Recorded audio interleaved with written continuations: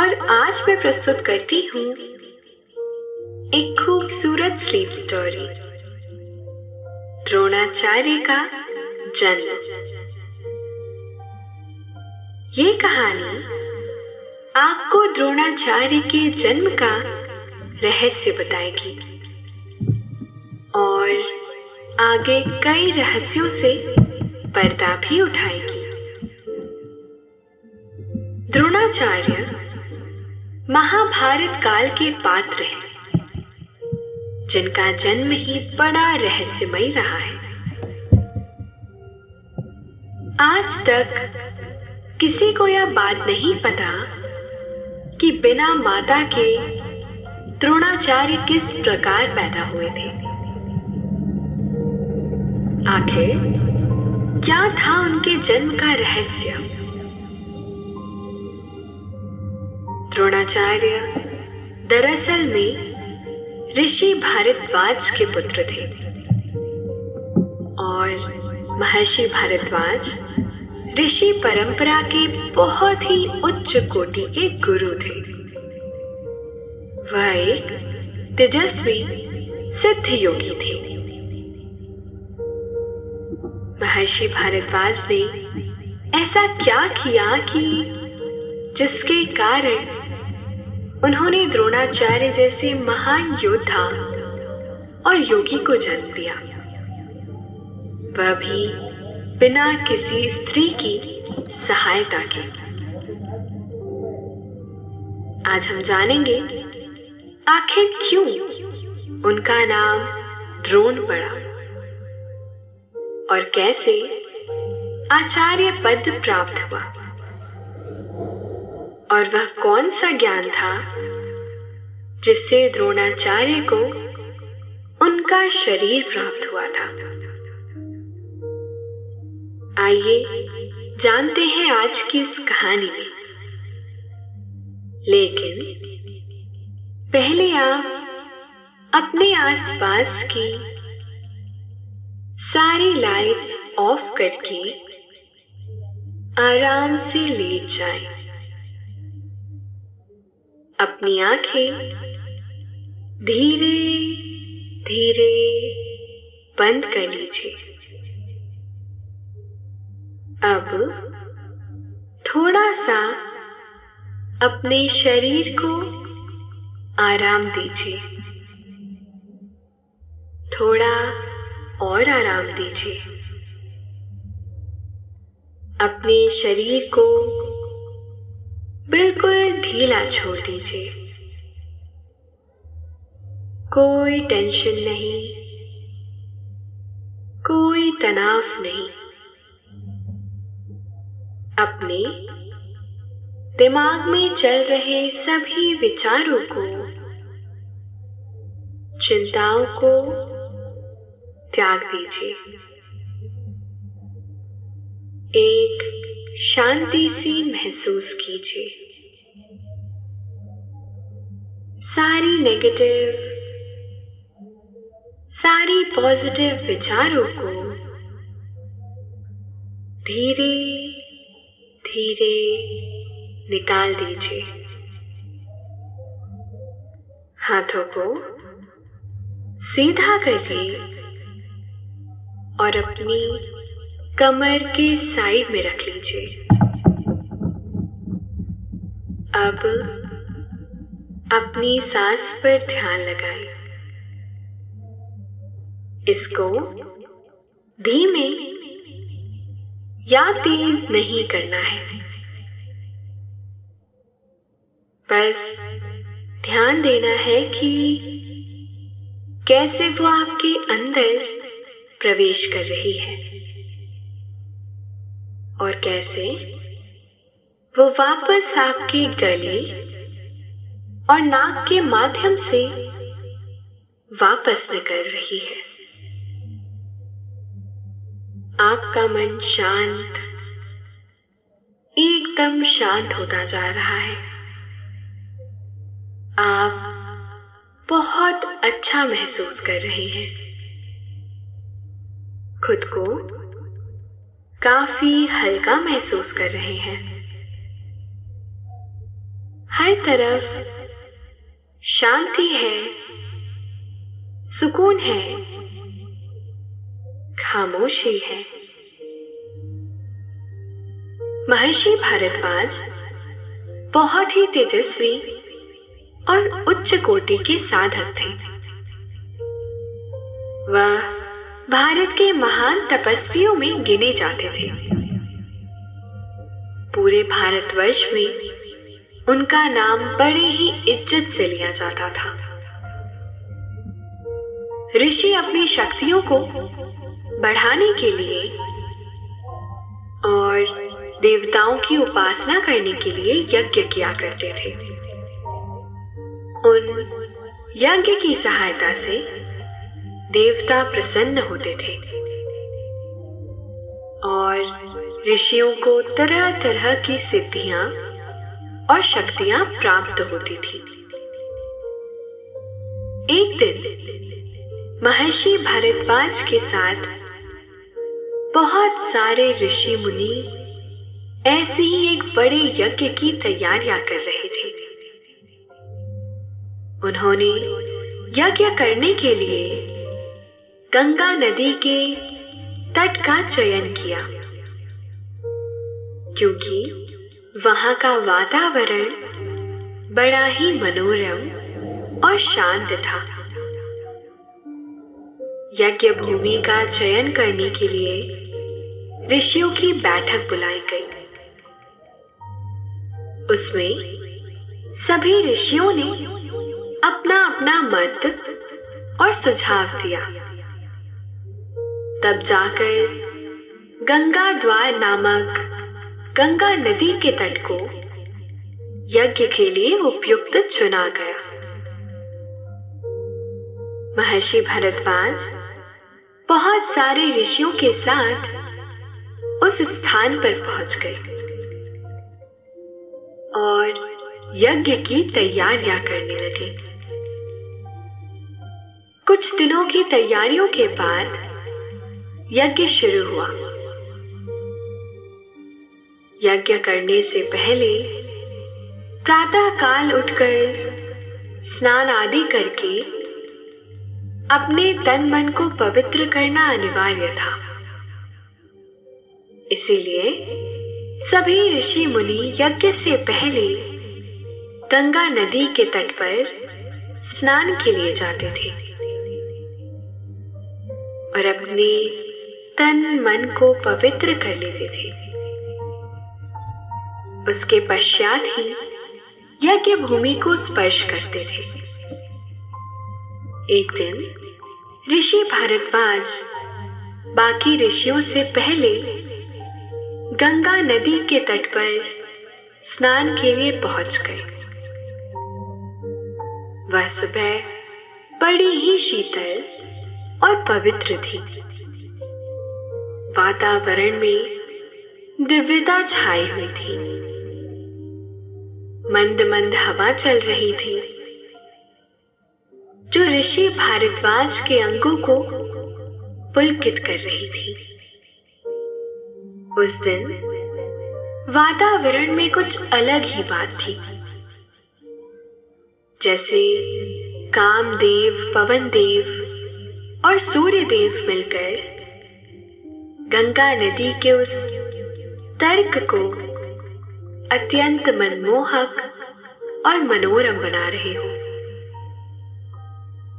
और कदाचित अपने उस मंतव्य में सफल हो चुके थे वो।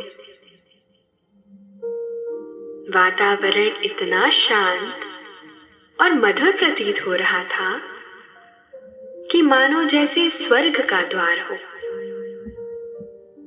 ऋषि भारद्वाज अपने लंबे लंबे कदमों से प्रकृति का आनंद लेते हुए गंगा तट की ओर जा रहे थे।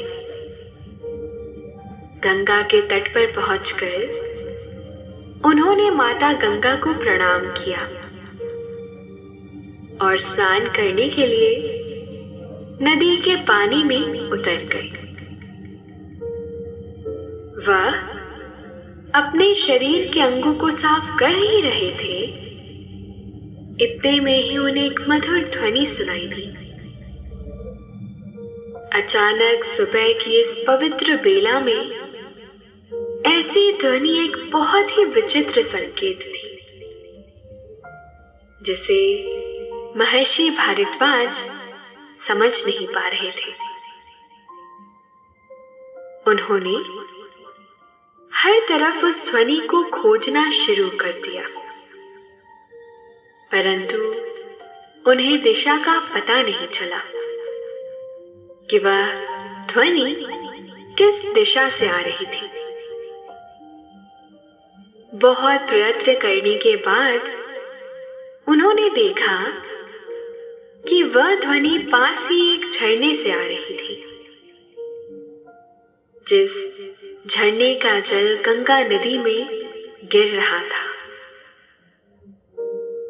उस झरने में एक अत्यंत सुंदर अप्सरा, जिसका नाम धृताची था, वह स्नान कर रही थी।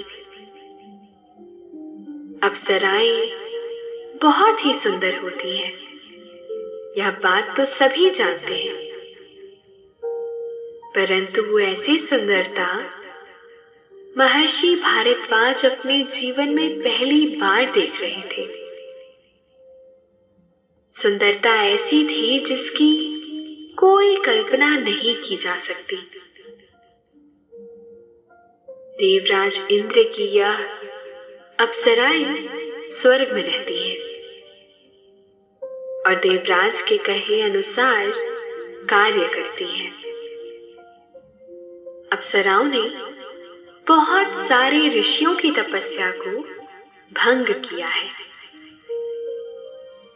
देवराज अक्सर इन अप्सराओं को ऋषियों की तपस्या भंग करने के लिए भेजा करते थे और यह अप्सराएं अपने रूप का जाल बिछाकर बहुत सारे महान ऋषियों को अपनी ओर आकर्षित कर लेती थी,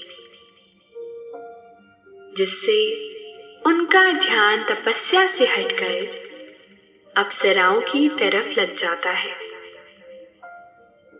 जिससे देवराज को बहुत फायदा होता है। ऋषियों की तपस्या के कारण देवराज को अपना सिंहासन डोलता हुआ दिखाई देता है।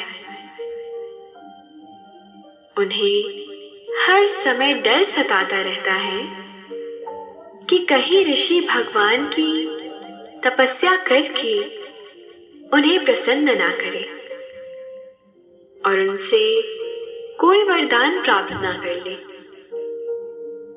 और कहीं वरदान में इंद्र का सिंहासन मांग लिया तो भगवान उन्हें इंद्र का सिंहासन ही दे देंगे और देवराज को इंद्र का पद छोड़ना पड़ेगा।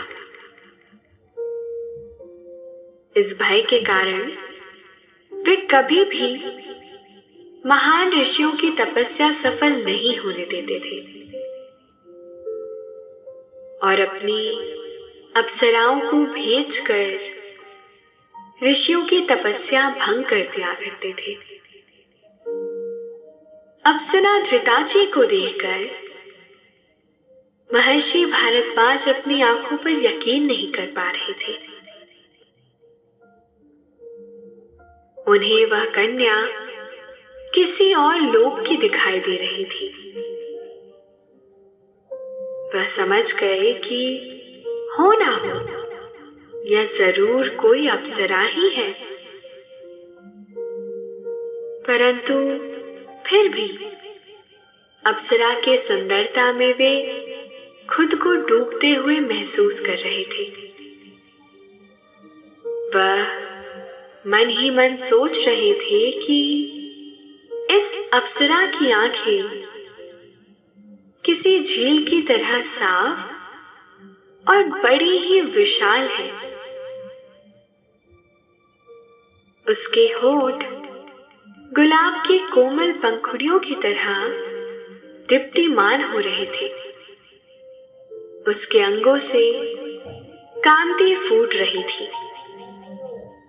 ऐसा तेज और प्रकाश निकल रहा था जो बड़े बड़े सूरमा और योद्धाओं को भी धराशाही कर सकता था।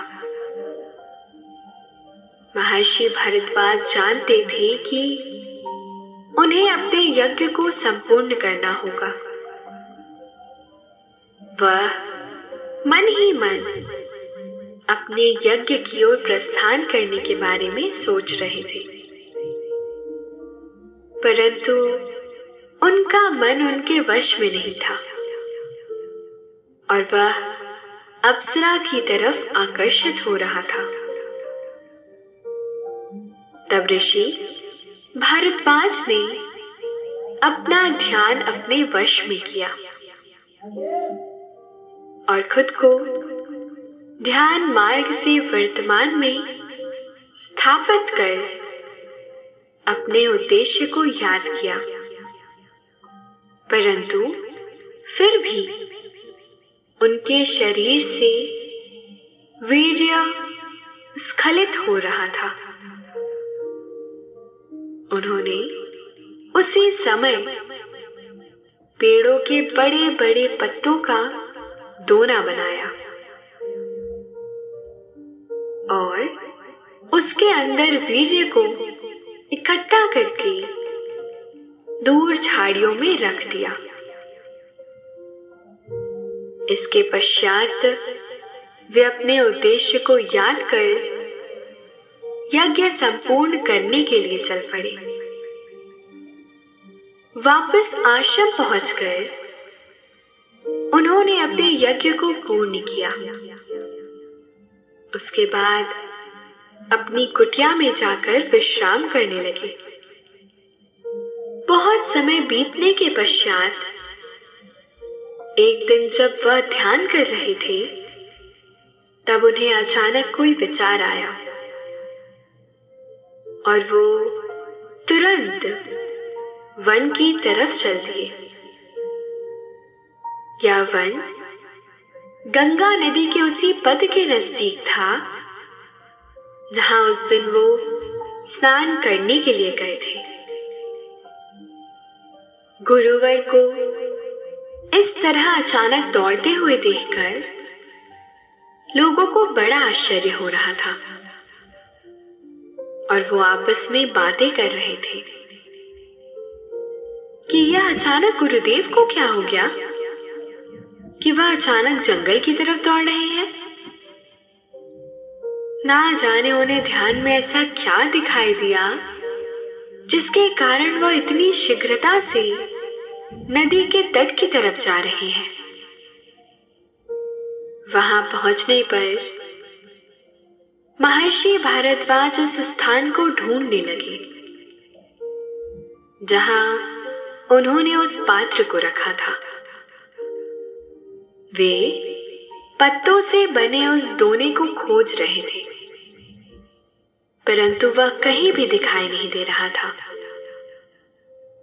उन्होंने इधर उधर बहुत अधिक खोजने की कोशिश की, परंतु बहुत समय बीत जाने के बाद वह नहीं मिला। थक कर महर्षि भारद्वाज गंगा नदी के तट पर एक पत्थर के ऊपर बैठ गए और कुछ सोच विचार करने लगे। तभी अचानक एक हवा का झोंका उनसे टकराया और उनके बालों को जोर जोर से उड़ाने लगा।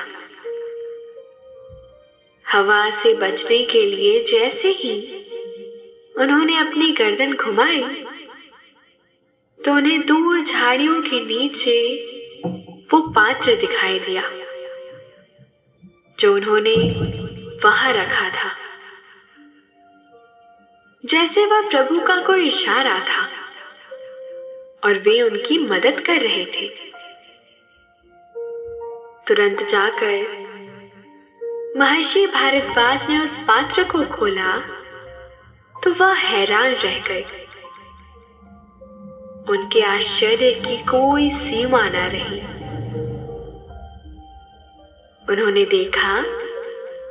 कि उसमें एक बालक का शरीर बन चुका था। भगवान की बनाई इस प्रकृति में ऐसी अद्भुत घटना पहली बार ही घटित हो रही थी। परंतु कहते हैं कि इस प्रकृति में क्या क्या संभव है किसी को नहीं पता। अभी बहुत कुछ है जो इस मनुष्य जाति को अभी जानना है और निरंतर खोजते रहना है। उस बालक को देखकर ऋषि भारद्वाज को उस पर बड़ा प्रेम हुआ।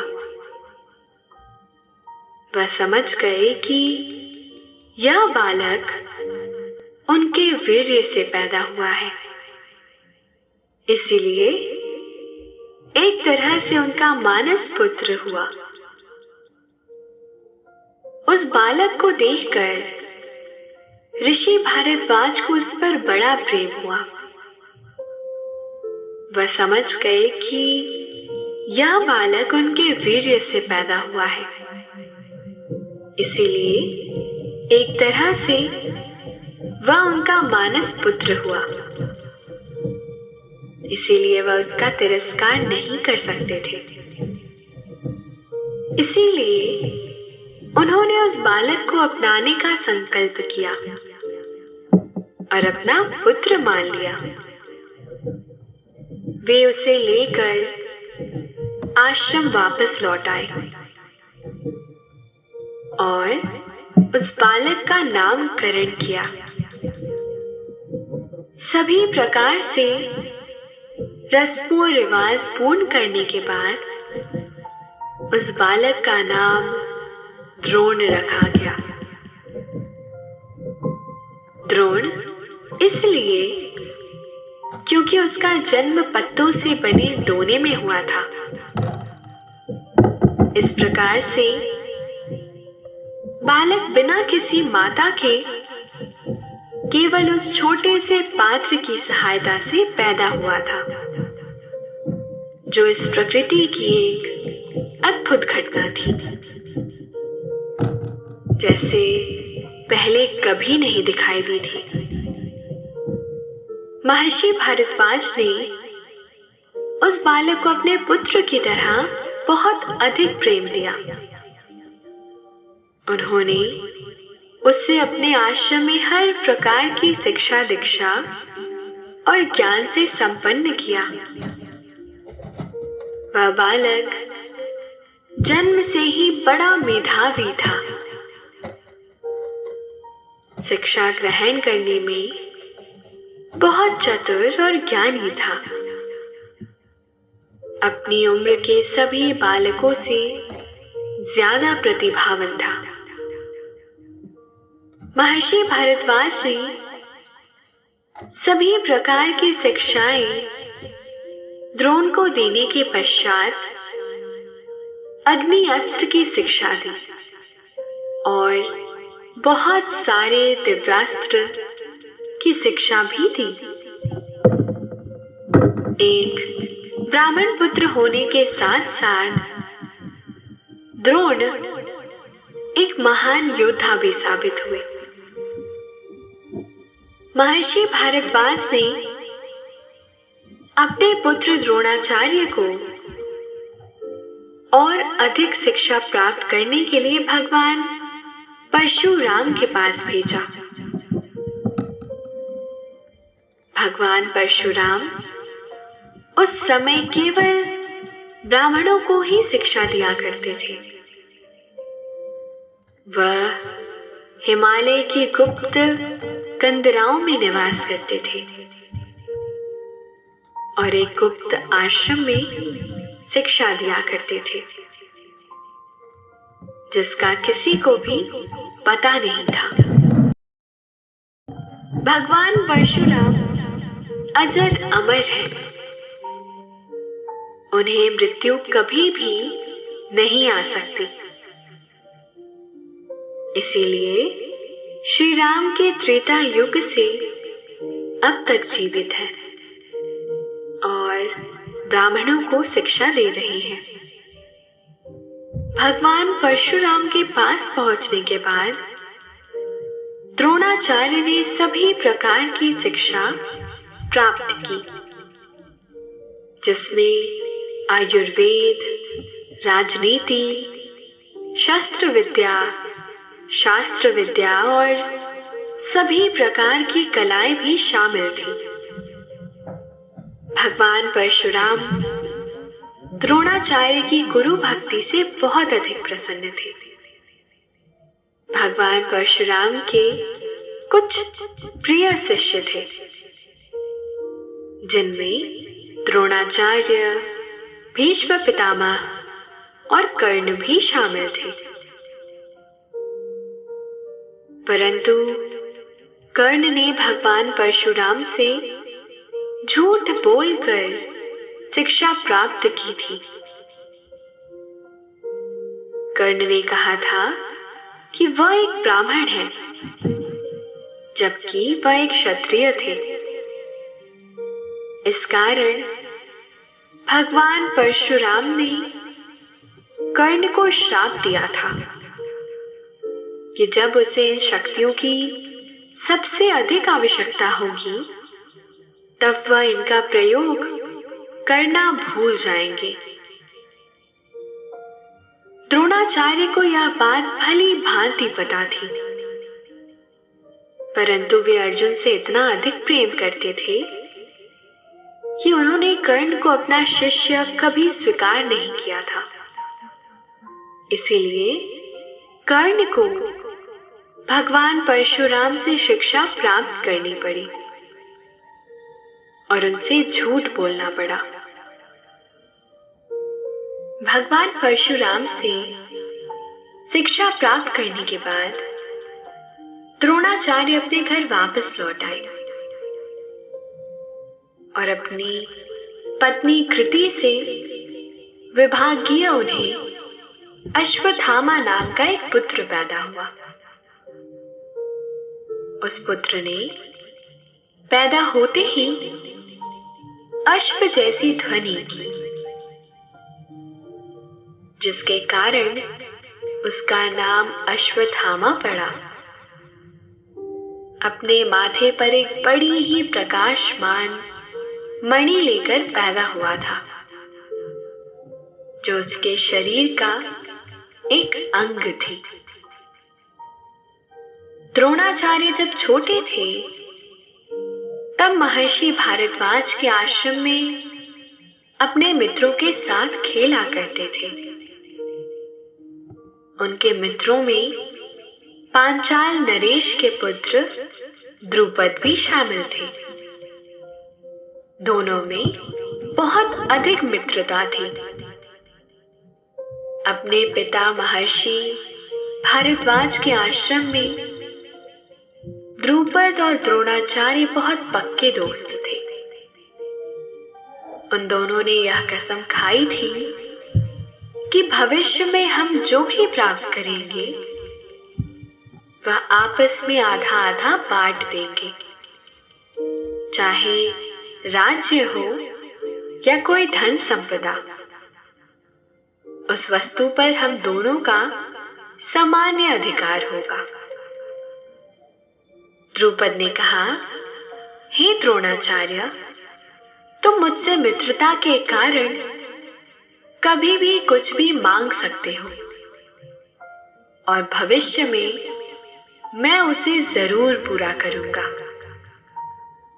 तो इस कारण अपनी पूरी शिक्षा समाप्त होने के बाद जब द्रोणाचार्य को आर्थिक सहायता चाहिए थी, तब उन्हें अपने मित्र द्रुपद का ध्यान आया। अपने गृहस्थ आश्रम को चलाने के लिए उन्हें गाय की आवश्यकता थी, ताकि वह अपने पुत्र के दूध का प्रबंध कर सके। इसीलिए वह महाराज द्रुपद के राज्य में चले गए और उनके राज दरबार में खड़े होकर उन्हें प्रणाम करके अपनी मित्रता के बारे में बोलने लगे। द्रुपद समय के साथ बहुत अधिक अहंकारी हो गए थे। वह राज्य के राजा हो गए थे और उन्होंने द्रोणाचार्य का बहुत अधिक अपमान किया कि हे द्रोणाचार्य, तुम और मुझ में कोई समानता नहीं है। मैं एक राजा हूं और तुम एक भिक्षुक ब्राह्मण। अगर तुम भिक्षा मांगने आए हो तो मैं तुम्हें एक गाय दे देता हूं, परंतु अधिकार की बात मत करो। इस बात से क्रोधित होकर और अपमानित होकर द्रोणाचार्य वापस चले गए और उन्होंने कसम खाई कि वह द्रुपद को युद्ध में परास्त करेंगे और उसका राज्य लेंगे। आगे चलकर वे कौरवों के आचार्य हुए और कुरु वंश के बच्चों के गुरु बने, जिसमें पांडव और कौरव शामिल थे। उनका सबसे प्रिय शिष्य अर्जुन था, जिसे वह अपने पुत्र अश्वत्थामा से भी अधिक स्नेह करते थे और महायोद्धा मानते थे। उन्होंने सभी प्रकार के अस्त्र शस्त्र की विद्या पांडवों को सिखाई, परंतु पांडव बहुत अधिक वीर थे। तब गुरु द्रोणाचार्य ने गुरु दक्षिणा के रूप में कौरवों और पांडवों से द्रुपद को परास्त करने के लिए कहा। कौरव और पांडव बारी बारी से पांचाल पर आक्रमण करने के लिए गए, परंतु पांचाल नरेश को युद्ध में हराना इतना आसान नहीं था। परंतु फिर भी पांडवों ने उन पर जीत प्राप्त कर ली और पांचाल नरेश द्रुपद को बंदी बनाकर द्रोणाचार्य के सामने पेश किया। द्रोणाचार्य ने जीते हुए पांचाल का आधा राज्य अपने पुत्र अश्वत्थामा को दे दिया और बाकी आधा राज्य वापस द्रुपद को अपमानित करके उसे ही दान दे दिया। गुरु द्रोणाचार्य बड़े ही तेजस्वी और हठी गुरु थे। वह एक बार कोई चीज अपने मन में ठान लेते थे तो उसे करके ही दम लेते थे। उनका जीवन रहस्यों से भरा हुआ था। उनका जन्म ही वास्तव में एक रहस्य ही था। धन्यवाद। तो दोस्तों, ये थी आज की कहानी, द्रोणाचार्य का जन्म। आशा है आपको आज की ये कहानी अच्छी लगी होगी। आपने ये कहानी सुनी, अब आपको अच्छा लग रहा है